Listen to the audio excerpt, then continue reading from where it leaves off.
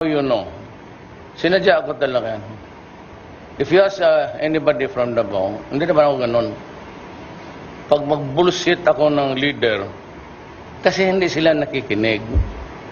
Everybody was going back and forth every day on the same issue of extrajudicial killing.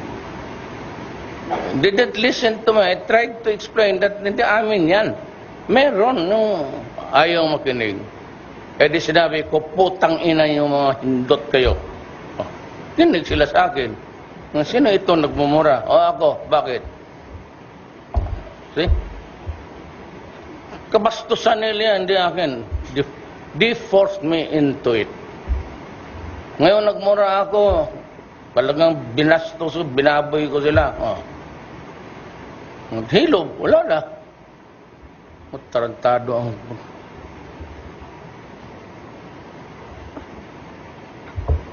You know, if China and Russia would decide to create a new order, I will be the first to join. Alis ako dyan sa... There used to be the League of Nations before. It was in... Hague, something. Itong predecessor ng United Nations.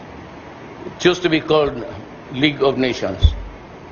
Nothing happened. There's still war. United Nations, walang nagawa.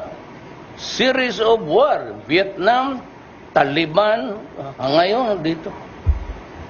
The killing is endless. The mouth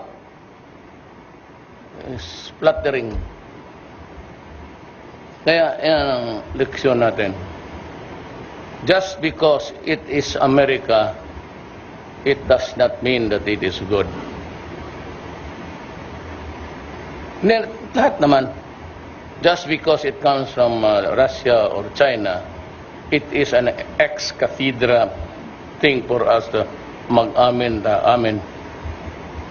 But I will be guided only by the best interest of the people. I don't know kung anong pag-usapan namin dito. Pero pag nagkamali na naman silang gusto nilang makaisa,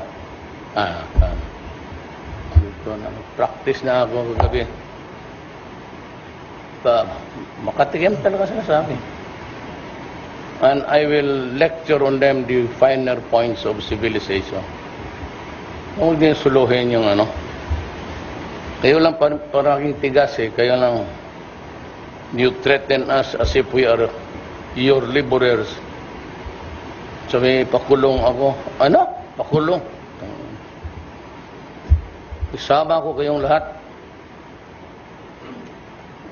That's the lesson.